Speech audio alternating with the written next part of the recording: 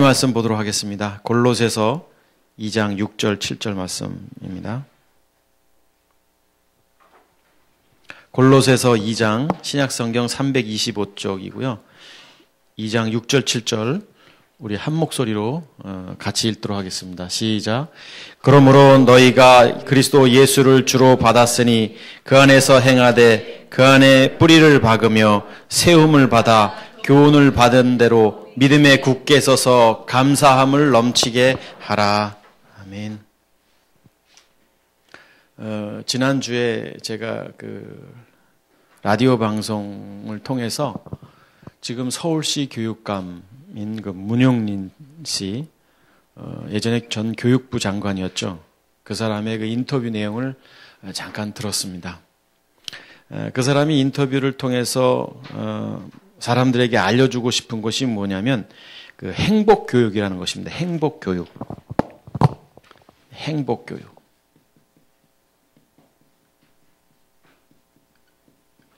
이분은 서울대학교 교수였고 보궐선거를 통해서 이제 교육감이 됐죠. 그런데 이 행복교육, 이 사람은 행복교육에 대한 말을 자주 반복해서 이야기를 했습니다.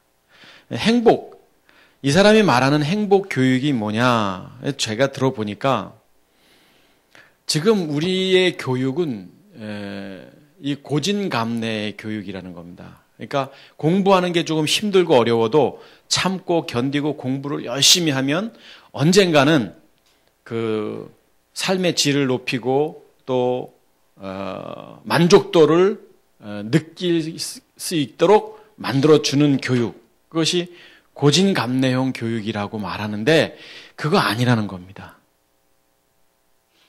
지금 현실과 또 이론과는 전혀 다르다는 이야기를 하면서 이 행복교육에 대한 이야기를 했습니다. 행복교육은 뭐냐면 그분이 이야기하는 행복교육. 그래서 저도 인터넷을 통해서 그분이 쓴 책을 조금 이렇게 뒤적뒤적 봤는데 결국 행복교육이라는 것은 이 성적 향상이라는 이 단선적 교육 갖고는 삶의 질을 높일 수 없다라는 것입니다. 아무리 공부를 잘하고 전교 1등을 하고 서울대학을 간다고 해서 그 사람의 삶의 만족도가 채워지느냐? 아니라는 겁니다. 뿐만 아니라 만족도가 채워지지 않기 때문에 학생 시절부터 행복이라는 것을 익히도록 가르쳐야 된다는 겁니다. 어린 학생 시절부터 행복을 익히도록 해야 된다. 그러면서 그분이 그런 이야기를 했습니다. 저도 이 부분에는 공감을 했습니다만, 물론 그 소득 수준과 또 삶의 만족도는 비례합니다. 내가 돈을 100원 가졌을 때하고 100만 원 갖고 있을 때하고 1000만 원, 1억 가졌을 때하고는 분명히 다릅니다.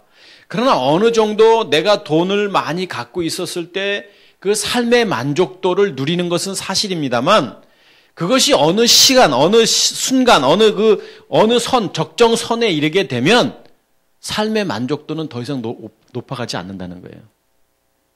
언젠가도 말씀드렸습니다만 여러분 로또에 한번 당첨됐다고 생각해 보십시다. 로또에 당첨되면 그 로또에 당첨된 그 기분 좋은 그 행복감이 딱 6개월 간다고 합니다. 그리고 6개월 이후부터는 힘들거나 오히려 더 예전보다 더 만족감이 아니라 더 소외감, 더 자기 존재감을 느끼지 못한다고 이렇게 하버드 대학에서 발표한 적이 있었습니다. 그러니까 이분은 그 얘기였어요. 외형적인 행복을 이렇게 채워주는 외형적인 조건은 없다라는 겁니다. 물질도 아니고 지위도 아니고 사회적 경력도 아니고 그 어떤 것도 행복을 채우는 요건이 될 수 없다라고 이야기를 했습니다. 저도 라디오를 통해서 그걸 들으면서 맞다. 그래. 행복을 채워줄 수 있는 게 무엇일까? 물질일까? 우리가 이렇게 물질 때문에 고난을 많이 당하니까. 내게 지금 돈 한 1억만 있으면 행복할 것 같은데 정말 그것이 나에게 행복감을 가져다 줄까?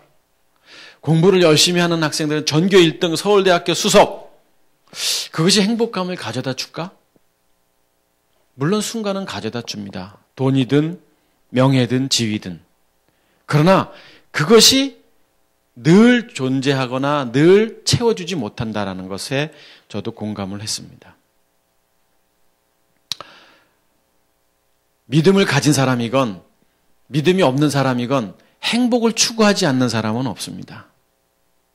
신앙생활 하는 사람이 행복하지 않다? 그거 이상한 겁니다. 신앙생활 하지 않는 사람들도 누구나 행복을 추구합니다. 행복은 나쁜 것이 아닙니다. 당연히 이 땅에서 우리는 행복한 삶을 살아야 됩니다. 여기 한번 여러분 스스로에게 물어보십시오. 한번 차분히 나는 지금 행복한가? 어떻습니까? 여러분 스스로에게 나는 행복한가? 제가 보니까 여기 나는 행복합니다라는 사람이 한 사람도 없는 것처럼 얼굴에 벌레 씹은 표정을 하고 계십니다만 왜 내가 행복하냐 행복하지 않느냐 이것을 생각했을 때 나는 행복하다라고 느끼지 못하는 것은 바로 조금 전에 이야기한 이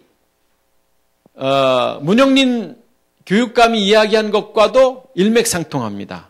많은 사람들의 가치관 속에 여러분들의 어린 시절부터 지금까지 지금 저희 정도 나이 정도 이하라 할지라도 우리 정도 연령대 우리 이상의 연령대 여기 장로님들 연령대 정도 되더라도 어느 누구나 교육이 그렇게 된 거예요. 내가 노력해서 얻어지는 것이 행복으로 알고 있었던 겁니다. 그러나 지금은 바뀌었습니다. 내가 아무리 노력하고 땀 흘리고 수고한다고 해서 그것이 채워지는 시대가 아닙니다. 그것을 가지고 행복하다라고 말할 수 없는 거예요. 차라리 옛날에 가난했을 때 그냥 두 끼 먹고 가족들이 어울려서 행복하게 대화하고 아웅다웅 싸움하면서 살아가는 것이 행복하지 지금처럼 서로가 냉정하게 떨어져서 이렇게 대화도 없이 살아가는 이 현실의 모습이 우리에게 행복을 가져다주는 요건이 아니라는 것입니다. 그러면 믿음의 사람들에게 있어서 행복은 뭐냐? 세상 사람들에게 있어서 행복은 제가 목사인데 여기서 언급할 필요도 없습니다만 믿음의 사람들에게 있어서 행복은 마찬가지입니다. 내가 어떤 물질에 채워질 때 또 내가 계획한 일들이 또 이루어졌을 때 내가 어떤 지위가 올라갔을 때 그때 행복한 것이 아니라 내게 뭔가로 가득 채워져 있을 때 행복한데 그 뭔가가 뭐냐라는 거죠. 그것은 말씀일 수도 있고 그것은 신앙일 수도 있고 그것은 믿음일 수도 있는 것입니다. 그런데 이것을 종합적으로 저는 이렇게 생각했습니다. 진정한 행복은 내 안에 주님이 계실 때 행복하다. 여러분 믿으십니까? 왜 내 안에 주님이 계실 때 행복하냐면 그분이 나를 대신해서 살기 때문에 그런 거죠. 이 세상은 우리가 행복하게 살지 못하는 환경입니다. 공중권세 잡은 자의 권위 아래 있기 때문에 우리가 믿음의 사람들이 믿음을 갖고 살지 않는 이상은 행복할 수가 없는 것입니다. 사단 마귀가 우리를 가만 놔두지 않습니다. 우는 사자같이 두루 삼킬 자를 찾는다고 힘들게 하고 공개하고 괴계하는 그들의 무리가 있기 때문에 우리가 행복하게 산다는 것은 굉장히 어려운 것입니다. 그래서 여러분 제가 늘 말씀드립니다만 진정한 행복은 내가 사는 삶이 아니라 내 안에 그리스도께서 살 때 진정한 행복한 삶이라고 말할 수 있는 것입니다. 오늘 우리가 읽었던 본문도 마찬가지예요. 여기 골로새서 2장 6절 7절을 보았습니다만 오늘 본문이 이야기하는 것도 진정한 행복이 어디에 있고 어떤 삶이 행복한 삶인지를 우리에게 알려주고 있는 말씀이라는 것입니다. 6절 말씀을 우리 여기 지금 개역개정판인데 밑에는 원문 성경을 제가 오늘 좀 필요해서 좀 같이 띄웠고요. 현대어 성경의 번역이 참 재미있게 돼 있었어요. 한번 제가 읽어드릴 테니까 6절을 그러므로 너희가 그리스도 예수를 주로 받았으니 그 안에서 행하되라고 돼 있는 이 말씀을 제가 현대어 성경을 기록해 왔는데 한번 들어보십시오. 자, 한번 잘 들어보십시오. 여러분은 이미 여러분을 구원하시는 그리스도를 믿었으니 일상생활의 문제에 있어서도 그리스도를 의지하고 그리스도와 한 몸이 되어 생기 넘치는 생활을 하십시오. 의미가 아주 확 전달되는 번역이죠. 똑같은 본문을 공동 번역도 이렇게 번역을 했는데요.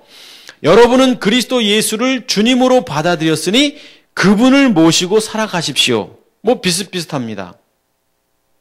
그러니까 오늘 이 6절을 현대어 성경 공동 번역 또 개역 개정판을 우리가 보았습니다만 이것을 그대로 직역해 보면 이거죠. 메시아, 이제 그리스도죠. 그리스도 예수. 자, 여기 보세요. 그리스도, 그 다음에 예수, 주. 주는 퀴리오스라는 단어입니다. 그리고 예수는 이예수라는 거고요.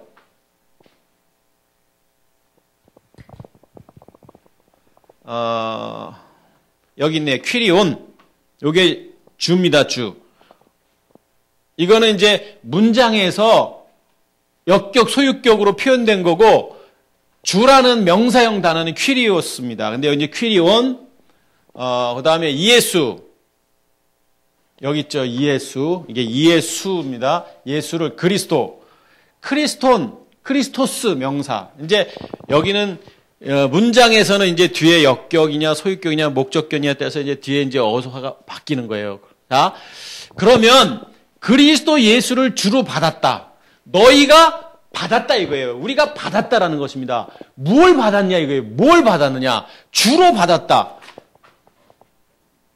주님으로 받았다. 이게 주인이고 주님입니다. 주님으로 받았다 이거예요. 뭘 주님으로 받았느냐 오늘 성경이. 그리스도 예수를. 자, 본질이 메시아이신 그분이 이 땅에 예수로 오셨다는 거예요. 그래서 그분이 다시 주가 되신 거예요. 주가. 주인이 되신 거예요. 그러니까 성경에 기록되어 있는 그리스도 예수 그리스도, 심지어는 오늘 성경 속에 그리스도라고 표현되는 데는 다 의미가 있습니다. 예전에는 우리가 그냥 이거 예수님이 그리스도고 그리스도가 예수님이니까 예수 그리스도, 그리스도 예수 이렇게 혼용해서 썼습니다만 다 의미가 있는 거예요. 자, 너희가 본질이 하나님의 아들이신 메시아 그분이 이 땅에 예수로 오셔서 그분이 주가 되셨다라는 것을 받았으니, 자, 결국 오늘 여기 현대어 성경 6절에서 말하고 있는 것은 뭐냐면 여기서 6절에서 우리가 뭘 받아들였느냐? 복음을 받아들인 거예요. 십자가 도를 받아들인 거예요. 아, 예수님이 이 땅에서 오셔서 십자가에 못 박혀 돌아가셔서 사흘 만에 부활하셨고 다시 이제 본질이신 그리스도가 되셨잖아요. 그래서 그리스도 예수를 주로 받았다라고 표현하고 있는 거예요.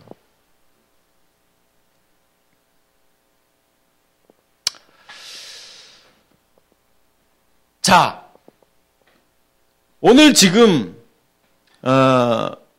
직역을 한 겁니다. 제가 결국 우리가 복음을 받아들였으니 우리는 어떻게 하라? 그 안에서 행하라. 이렇게 말하고 있는 겁니다.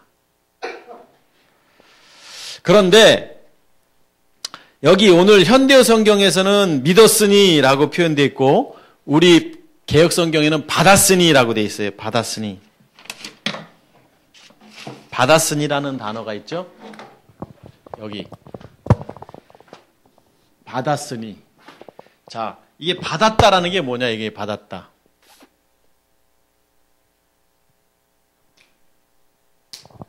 여기는 지금 이게 파레라베테라고 되어 있어요.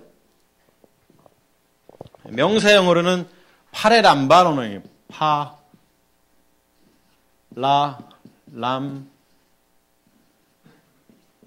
이제 명사형은 파라람바노는 영접이라는 영접. 요 단어입니다. 파레라베테라는 건데 이게 뭐냐? 자, 우리가 받았다, 영접했다. 이게 뭐냐라는 거죠. 오늘 성경에서 말하고 있는 이 영접했다라는 단어가 요한복음 1장 11절 한번 볼까요? 요한복음 1장 11절.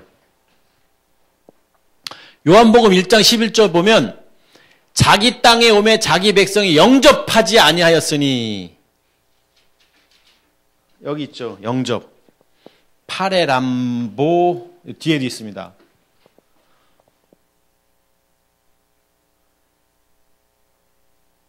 원위치. 다시. 예. 파레람보. 파레람바노.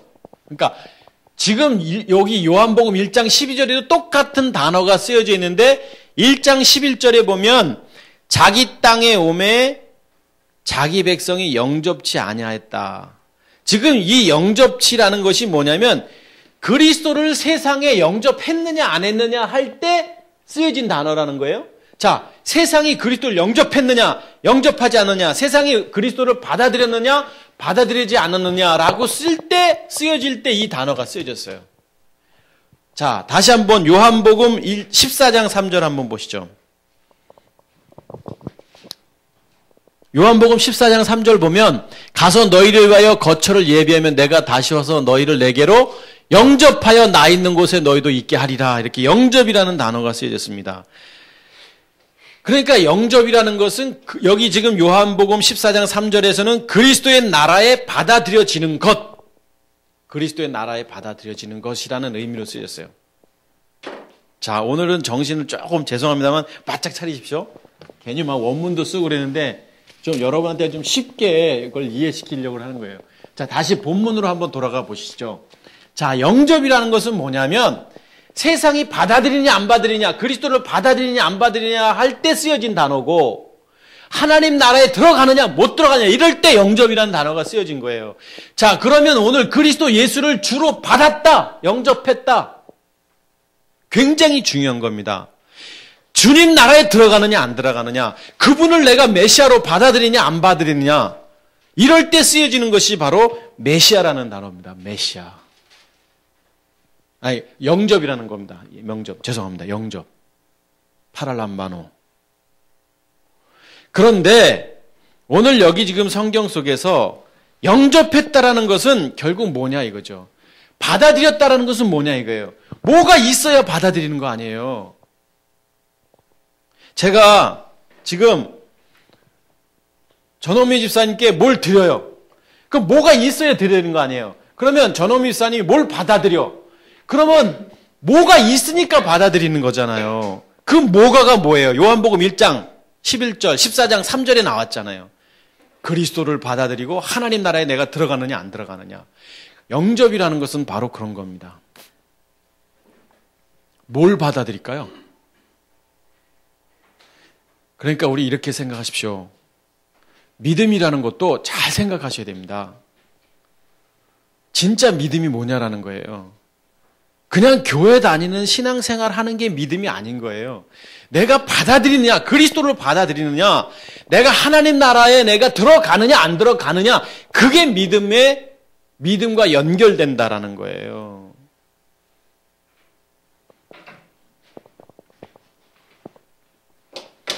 그래서 파랄람바노, 영접했다라는 것의 1차적인 의미는 뭐냐면 뭘 알아야 영접하죠.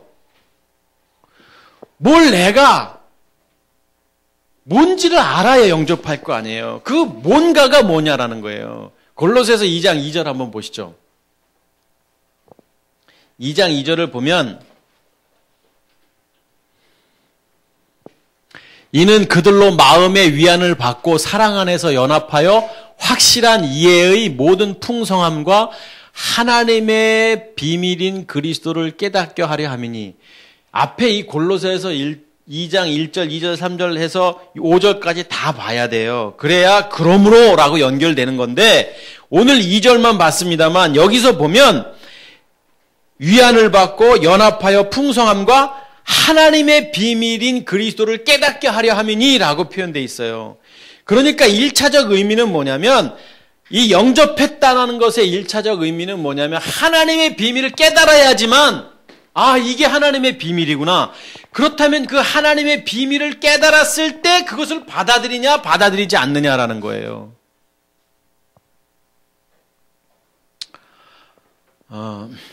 자, 여기 지금 보드마커 펜이 있습니다. 이거는 이 화이트보드에 쓰는 펜인 거예요.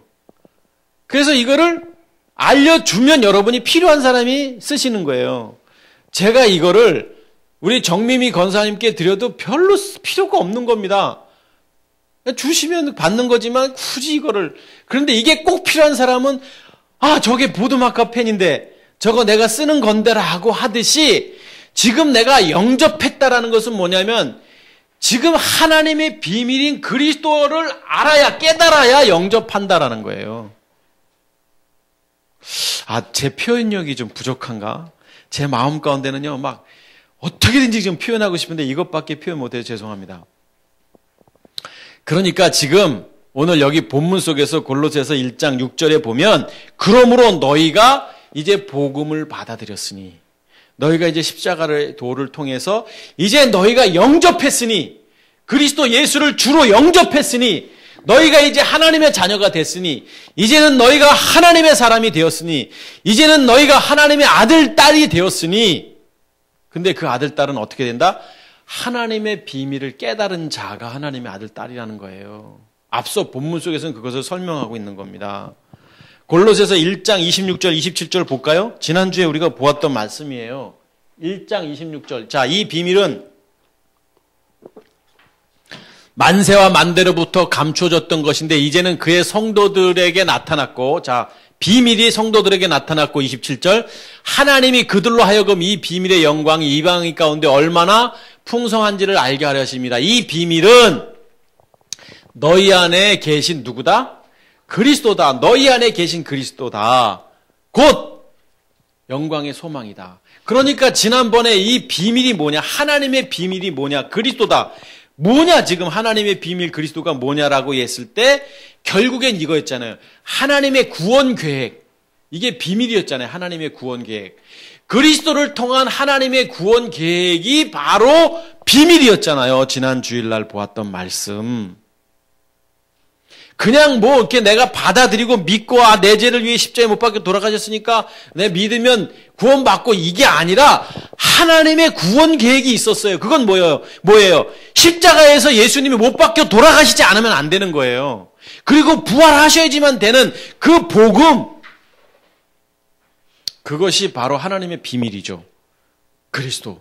자, 곧 여기 앞에 27절 앞에 부분, 이 비밀은 너희 안에 계신 그리스도다.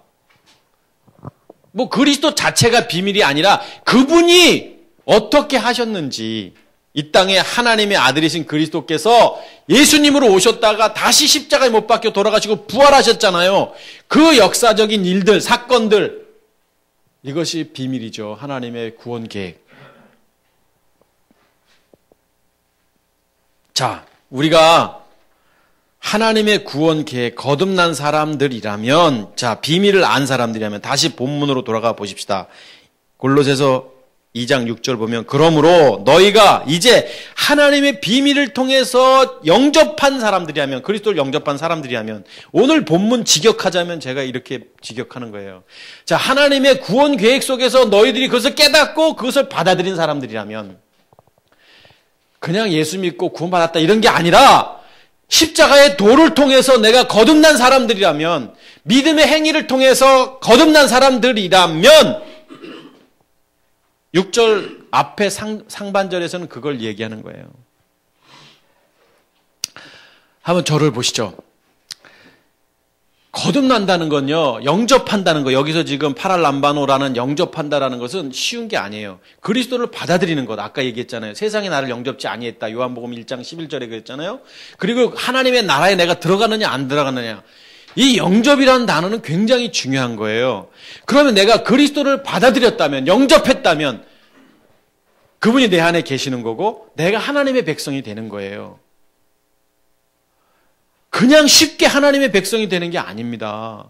왜 교회 다니는 사람들이 교회 다니는 사람답게, 그러니까 믿음을 가진 사람답게 살지 못하는 이유가 뭐냐면 안 받아들였기 때문에 그런 거예요. 파랄람바노, 영접하지 않았기 때문에 그런 거예요. 교회는 열심히 다니고 교회 집사, 장로, 목사, 권사, 전도사님인지 몰라도 그렇게 삶이 안 따라지는 이유는 뭐냐면 영접하지 않았기 때문에 그런 거예요. 영접하지.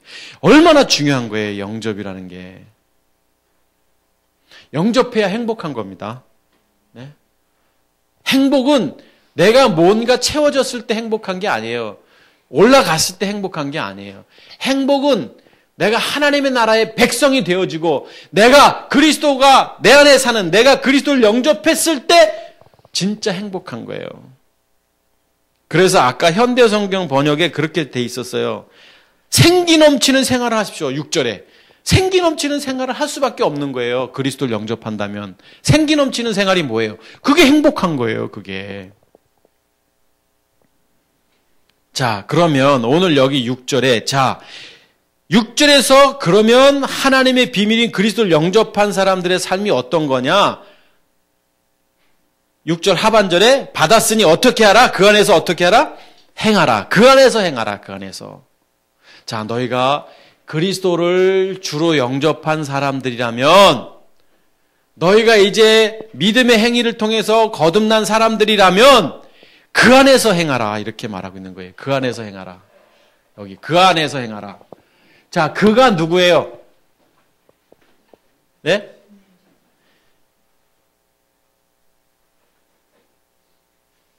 주님, 그리스도. 그래서 그냥 이렇게 생각하시면 돼요. 그러면 그냥 그리스도. 그리스도 안에서 행해야 되는 거예요. 그리스도 안에서. 뒤에 부분 한번 볼까요?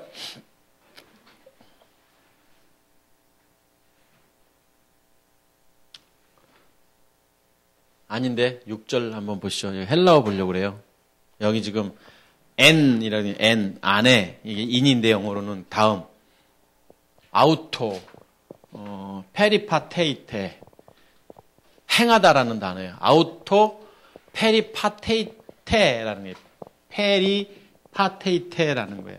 그 안에서 행하라. 그 안에서 그리스도 안에서 행하라라는 건데 그리스도 안에서 행하는 삶을 사는 자들이 거듭난 사람들이라는 겁니다.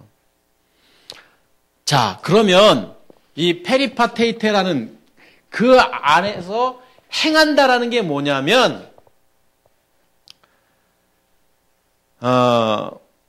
이 페리파테이테라고 돼 있는 페리파테오죠, 명사형은. 그런데 이 단어는 어떤 특별한 행위를 가리킬 때 쓰여지는 단어가 아니라 이 단어 뜻 자체가 뭐냐면 일상적인 생활이라는 거예요. 일상적인 생활.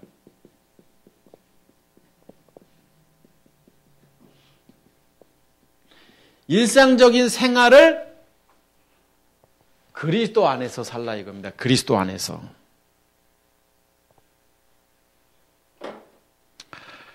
다시 말하면 하나님의 비밀을 통해 거듭난 사람들이라면 일상적인 생활 안에서 그리스도가 드러나야 된다는 거예요. 그리스도 중심의 삶을 살라는 거예요. 자, 이거 아니겠어요?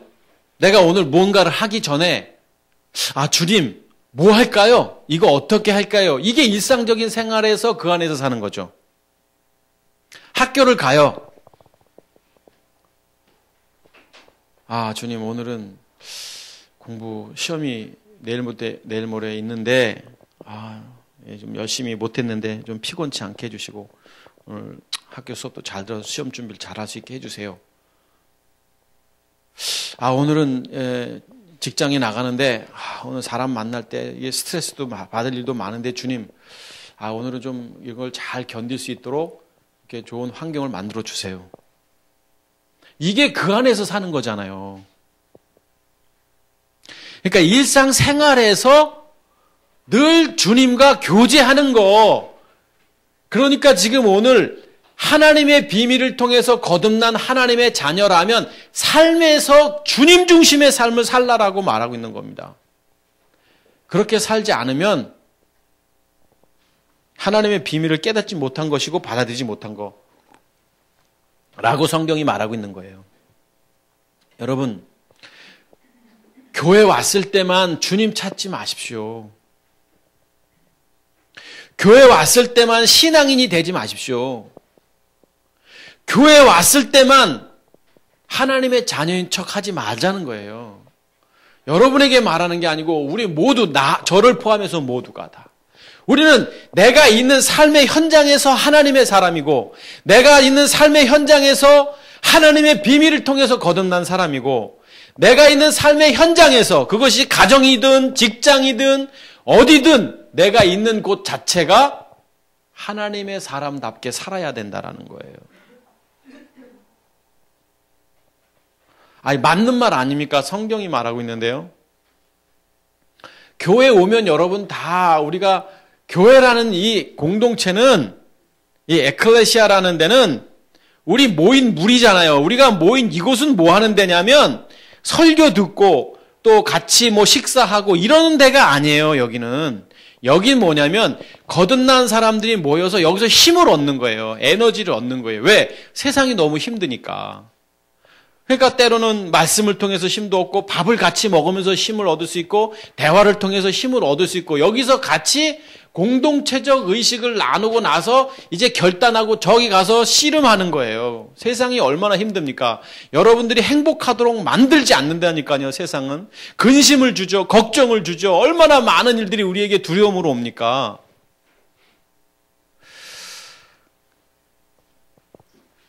그래서 오늘 성경은 말하고 있습니다. 그 안에서 행하라. 그 안에서 행하라. 그 안에서 행한다라는 것은 단순하게 교회만 왔다 갔다 이 드나드는 삶을 가리키는 것이 아닙니다. 그리스도 중심의 삶을 사는 거예요. 내가 죽었고 내 안에 그리스도께서 사는 삶을 사는 거예요. 그래서 내 안에 사실 때 그리스도께서 내 안에 사실 때 내가 살아있다라고 말할 수 있는 것입니다. 이것을 현대의 성경에서 뭐라고 표현했냐면 생기 넘치는 생활이라고 표현한 거예요. 생기 넘치는 생활. 행복한 삶이라고 말한 겁니다. 우리 복음과 진리 가족 여러분, 여러분들은 정말 행복하게 사십시오. 네. 그런데 그 행복은 물질이 채워졌을 때 행복이 오는 게 아닙니다. 뭔가 만족도를 이루었을 때 채워지는 게 아니라 내가 그 안에서 그분 안에서 살아갈 때 나의 일생생활 속에서 그분을 느끼고 살아갈 때 행복한 거예요. 성경이 다 그렇게 얘기하고 있잖아요. 내가 너희를 고아와 같이 내어 버려두지 않겠다. 그러면 어떻겠다는 거예요? 책임져 주시겠다는 거예요. 그럼 믿어보자는 거예요. 내가 너를 독수리의 눈동자처럼 품어주겠다. 그러면 그거 믿어보는 거예요.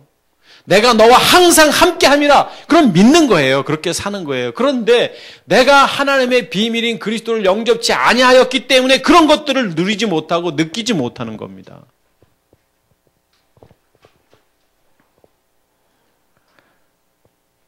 자, 하나님의 비밀을 통해서 거듭난 사람들이라면 또 어떻게 살아야 된다고 말하냐면 본문 7절 한번 보시죠. 7절에 그 안에서 뿌리를 박으며 자 그러므로 너희가 그리스도 예수를 주로 받았으니 어디에서 뿌리를 박으라고 돼 있어요? 그 안에서. 그가 누구예요? 그리스도. 네, 그리스도 안에서 뿌리를 박으며 그리스도 안에서 뿌리를 박아야 되는 겁니다. 하나님의 비밀인 그리스도 구원 계획이 그리스도를 통한 구원 계획을 깨달은 자들이 깨닫고 영접한 받아들인 사람들이라면 그 안에서 뿌리를 박아야 된다는 거예요. 그 안에서 뿌리를 박아야 해요. 그래서 현대어 성경은 뭐라고 표현하냐면 그리스도께 뿌리를 내리고 이렇게 돼 있어요. 그리스도께 뿌리를 내리고. 그렇습니다. 그리스도를 통해서 거듭난 사람들이라면 그리스도께 뿌리를 내리는 삶을 살아야 된다는 거예요. 자, 저희 집에요. 실제 크기가 이만해요. 이만한 정도의 화분이 있어요. 제가 여기다가 옥수수 씨를 2개를 뿌렸어요. 몇 달 전에. 근데 이게 자라더라고요. 그래가지고 옥수수가 얼만큼 자랐냐면 한 1m 한 2, 30은 자랐어요. 이렇게 쭉 자랐어요. 뭐 아버님도 오셔서 봤지만 하나는 죽었어요. 이렇게 자라. 그런데 얘가 옥수수가 제가 맺히기를 바랬거든요. 옥수수 씨 2개를 심었는데 근데 맺히긴 맺혔는데 실제 크기입니다. 요만해. 그런데 바짝 말라갖고 이렇게 수염만 있고 제가 이거 좀 열매 좀 한번 맺혀보려고 굉장히 애지중지했어요. 영양분도 사다 먹여보고 그거 있잖아요. 그 200원짜리 이렇게 물약된 거. 그것도 10개 2,000원 주고 사다가 막 하고 뭐 정말 한번 키워보겠다. 내가 집에서 옥수수를 한번 따먹어보겠다라고. 안 되는 거예요. 지금요, 얘 말라가지고 이렇게 있어요. 저 베란다에. 왜 그렇게 했어요? 이 뿌리가 내려도 이것 갖고 안 되는 거예요. 이 흙 가지고는 안 되는 거예요. 이 흙은 태양 햇빛을 받아야 되고 또 이 무기질과 유기질 이것들이 혼합이 돼서 영양분을 공급해 줘야 되는데 이것 가지고는 이게 자랄 수가 없는 거예요. 그런데 만약에 여기가 딱 끊어졌다고 한번 생각해 보십시다. 얘는요, 그나마 이것도 못 맺히는 거예요. 지금 성경은 그걸 얘기하는 거예요. 그 안에서 뿌리를 내리라, 그리스도 안에서 뿌리를 내리라고 말하고 있는 것은 뭐냐면 그리스도, 우리의 생명이신 그리스도 안에서 뿌리를 내릴 때 영양분을 받을 수 있고 수분을 받을 수 있고 살아가는 거예요. 살아가는 거예요. 그런데 우리가 그리스도 안에 뿌리를 내리지 않으면 죽게 됐다는 거예요. 그래서 하나님의 비밀인 그리스도를 통해서 영접한 사람들, 그 비밀을 깨닫고 그리스도를 영접한 사람들이라면 어떻게 하라? 뿌리를 내려라. 그리스도 안에 뿌리를 내려라. 그리스도 안에. 여러분, 그리스도 외에는 없습니다. 오직 주님입니다. 오직 주님. 네? 여러분, 괴로울 때 오직 주님 찾으십시오. 기쁠 때도 오직 주님. 내 삶의 현장에서 주님 외에는 없는 거예요. 주님, 주님. 그 안에 뿌리를 낸다라는 의미는 바로 그건 겁니다. 생명을 유지할 수가 없는 겁니다. 믿음의 사람들이 그리스도 안에 뿌리를 내리지 않는다면 죽은 겁니다. 죽은 거예요. 저는 우리 가족들이 무늬만 그리스도인, 모양만 집사님, 모양만 목사님, 모양만 이런 거 가슴이 아픈 거예요. 우리는 정말 그리스도 안에서 오직 그리스도, 오직 주님. 오늘 성경이 말하고 있습니다. 너희가 그리스도 예수를 주로 받았으니 그 안에서 행해야 하고 그 안에 뿌리를 박아야 된다. 뿌리를 내려야 된다. 이렇게 말하고 있습니다. 또 여기 7절 하반절에 보면 세움을 받아, 자, 세움을 받아 교훈을 받은 대로, 자, 세움을 받아, 자, 그 안에서 뿌리를 내리고 세움을 받아 이렇게 돼 있어요. 세움을 받아서 교훈을 받은 대로 믿음에 굳게 서서 감사함을 넘치게 하라. 자, 오늘 지금 7절은 뭐냐면 세움을 받아서 교훈을 받은 대로 이렇게 점점점점 넘치게 하라. 세움을 받아서 넘치게 하라. 그 안에서 세움을 받아 넘치게 하라. 이렇게 돼 있어요.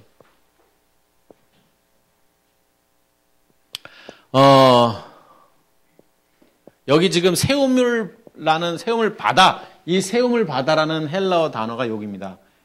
에포이코도모 우메노이네요. 우메노이. 여기 우네요. 에포이코도 우메노이. 명사형은 그거예요. 이 단어는 세움을이라는 명사형은 에포이코도 메온데 메온이라는 전미어가 이제 붙은 건데, 자, 이게 무슨 뜻이냐 이게 세움을 받아라는 게.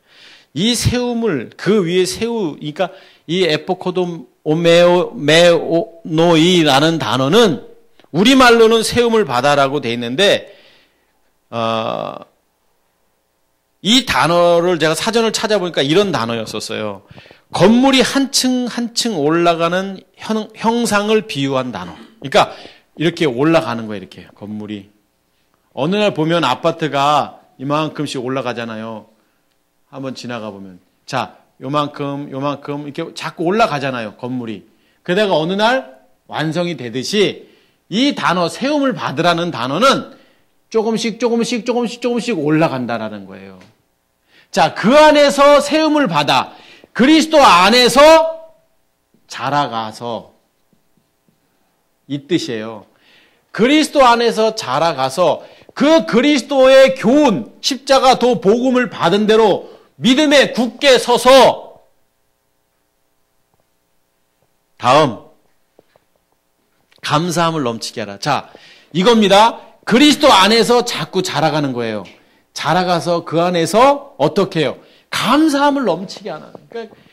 그러니까 뭐냐면 내가 그리스도 안에서 정말 하나님의 비밀인 그리스도를 깨닫고 그리스도를 영접한 사람들이라면 자라가야 돼.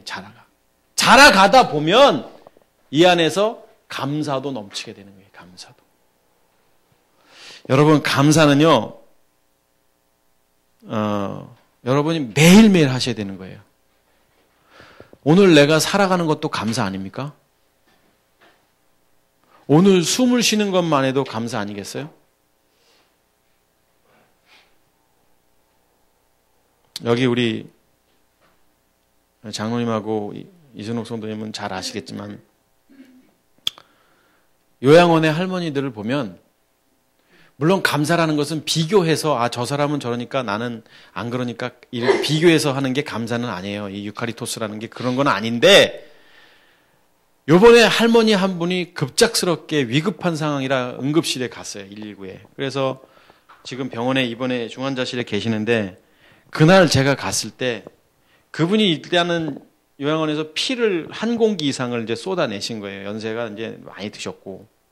그런데 의식을 잃었던 그분이 그 병원 안에서 의식이 깨어나가지고 이분을 어떻게 좀 살려보겠다고 의사, 간호사가 주사도 놓고 막 그런데 이 주사바늘 막 뽑고 그러는 거예요. 그러니까 막 잡고 심지어 안 돼서 이게 끈으로 묶어가지고 이렇게 손을 묶은 다음에 그 다음에 응급처치를 했어요. 그날.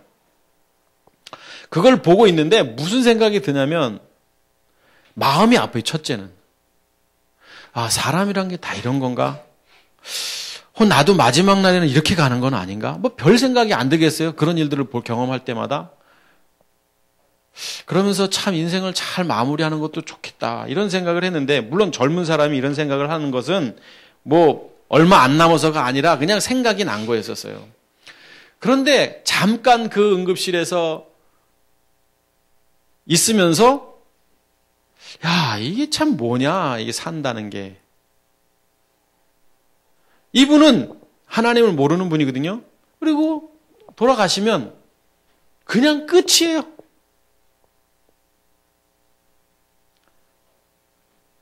그냥 이 세상에 왔다가 90평생 사시다가 그냥 가는 거예요. 끝이에요. 끝. 이게 우리의 인생이어야 하는가? 그런 건 아니잖아요. 그러면 하물며 우리는 지금 여기 복음과 진리 가족들은 우리가 생명이 뭔지를 알았잖아요. 이제 그리스도를 만났잖아요, 우리가. 그러면 여기서 전부가 아니잖아요. 우리가 사는 이 세상은 나그네와 같고 안개와 같다고 그랬어요. 잠시 왔다가 가는 안개와 같은 인생이라고 성경은 말하고 있습니다. 들의 풀과 같이 잠깐 폈다 지는 그런 삶을 사는 우리 인생이 여기에 목숨 걸 이유가 있겠습니까? 우리가 여기에 그냥 다 내놓고 여기서 행복한 것 마치 만족하고 여기서 떵떵거리고 살고 여기서 내가 조금 더 높아가야 하고 이렇게 살아야 할 이유가 있냐고요. 제가 지금 비관론주의적 입장에서 이야기하는 게 아니라 우리가 정말로 그리스도를 만난 사람들이라면 여러분 하나님이 창세전에 그리스도 안에서 여러분을 예정해서 복음을 알게 하시고 이제 믿음의 사람이 되게 하셨다면 여러분들은 이제 그 안에서 자라가면서 그 안에서 어떻게 해야 되냐? 날마다 감사가 넘치는 삶을 살아야 되는 거예요. 내가 오늘 부족해도 감사하고 내가 오늘 밥 먹을 게 없어가지고 그 물 한 컵으로 배에 끼니를 채워도 감사하고 남들은 지금 병원에서 다 죽어가는 애 하고 있는데 오늘 내가 살아 호흡하는 것도 감사하고 내가 오늘 누군가를 만나서 대화하는 것도 감사거리가 되고 내가 오늘 많은 사람들과 아웅다웅 살아가는 것도 감사거리고 오늘 성경은 그렇게 말하고 있는 거예요. 에포이 코도메온 자라가라. 계속해서 자라가라. 영적으로는 무엇을 말하는 걸까요? 여기서 자라가라는 것은 뭐냐면 결국에는 육신을 정복하라는 거예요. 이 땅에서 살면서 우리는 아직도 죄를 십자가에 우리가 육체를 못 박았다 할지라도 본능이 있습니다. 사르크스 몸뚱아리가 있어요. 내 본능이 있어요. 내가 하나님의 자녀가 되었다 할지라도 이게 나를 힘들게 할 수 있어요. 본능적인 욕구가. 그러면 이거를 어떻게 날마다 정복해 가면서 가지치고, 그래서 바울 사도가 말한 대로 날마다 자기 십자가를 지면서, 그러면서 감사하면서 살아가는 삶을 살라라고 오늘 골로새 성도들에게 성경은 말하고 있는 것입니다. 계속해서 육신을 정복하면서 살아가라. 여러분, 이 본능적 욕구를 정복한다는 건 너무 어렵더라고요. 정말 어렵습니다. 자, 골로새서 말씀을 지난주 보았어요. 에베소서를 보면서 골로새서까지 봤는데, 하나님의 비밀이 뭐냐? 하나님의 비밀은 하나님의 구원 계획이에요. 어떤 구원 계획이냐? 예수님이 내 죄를 위해 십자가에 못 박혀 돌아가셨으니까 그분을 받아들이면 구원받는다라는 그거 아닙니다. 성경이 말하는 하나님의 구원 계획은 뭐냐면 그리스도예요. 비밀이 그리스도예요. 그리스도를 통한 구원 계획인 거예요. 그리스도를 통한 구원 계획이라는 건 뭐냐면 그분이 이 땅에 예수님으로 오셨고 그분이 십자가에 못 박혀 돌아가셔서 부활하신 것처럼 우리도 우리의 육체를 십자가에 못 박는 믿음의 행위를 통해서 거듭나게 되는 거예요. 하나님의 자녀가 되는 거예요. 이게 바로 하나님의 비밀인 구원 계획이거든요. 자, 그러면 하나님의 비밀인 구원 계획을 통해서 거듭난 사람들이라면 오늘, 그래서 성경은 너희가 그리스도 예수를 주로 받았으니 라고 표현하고 있고, 그 안에서 그럼 어떻게 되느냐? 행하라. 첫 번째, 거듭난 사람들이라면 그 안에서 행하라. 그리스도 안에서 행하라. 그 안에서 살라. 그 안에서 날마다 매사가 그 안에서. 또 두 번째, 그 안에 뿌리를 박으라. 뿌리를 박는 건 뭐예요? 그분과 같이 이렇게 연결되어 있지 않으면 죽는다라는 거예요. 다 똑같은 말이에요. 행하다, 뿌리를 박으며. 또 어떡하라? 자라가라. 세움을 받아서 늘 감사하고 교훈을 받은 대로. 결국 거듭난 사람들이라면 그리스도 안에서 그분 없이는 살 수 없는 존재가 되었으니까 그분 안에서 날마다 우리의 육신을 정복해 가면서 감사하며 찬양하며 살면서 주님과 영적 교제를 나누면서 살아가는 게 진정한 행복한 사람이라고 성경이 말하고 있는 거예요. 행복은 욕구가 채워지고 만족되어질 때 오는 게 아닙니다.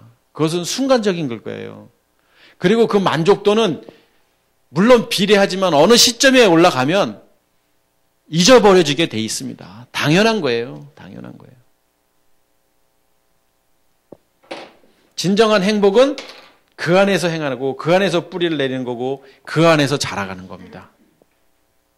우리 사랑하는 복음과 진리 가족 여러분, 세상은 우리를 너무 힘들게 합니다. 여러분을 힘들게 하는 게 얼마나 많아요. 사람들이 힘들게 하고 제일 힘든 거는 좀 돈 없어도 좀 살겠는데 사람이 힘들게 하는 것은 못 견디는 거예요. 알아요. 사람들이, 환경이 나를 힘들게 하고 물질이 나를 힘들게 하고 얼마나 많은 것들이 우리를 힘들게 합니까? 그때 그것이 다 해결됐다고 해서 행복한 게 아니라는 것을 우리가 깨달아야 합니다. 안 해결됐다 할지라도 내가 그리스도 안에서 살 때 그게 진짜 행복한 삶이라는 거예요. 그래서 하나님의 비밀인 그리스도를 통해서 영접한 파랄람바노 한 사람들이라면 우리는 이제 그분 안에서 사는 것밖에 없습니다. 그분 안에서 감사하고 그분 안에서 행동하고 그분 안에서 사랑하고 그분 안에서 살아가는 거예요. 저는 우리 가족들이 이렇게 사셨으면 좋겠어요. 지금 눈에 보이는 현실 조금만 한번 초월해서 보자고요. 우리 가족들 여기 현실적인 얘기 드리면 빚 없는 사람이 어디 있어요? 그래서 빚만 해결되면 다 내가 편안할 것 같죠? 똑같습니다. 그리스도가 없으면, 생명이 없으면 빚 해결돼도 행복한 거 아니에요. 빚이 있다 할지라도 내가 그리스도 안에 있을 때 소망이 있는 거예요. 내가 기쁨이 있고. 사람 때문에 힘든 분들이 있다면 그것도 내가 그리스도 안에서 해결해야 되는 거예요. 그리스도 안에서. 이런 믿음의 삶을 통해서 거듭난 하나님의 자녀로 승리하시기를 주의 이름으로 축복하겠습니다. 기도하겠습니다.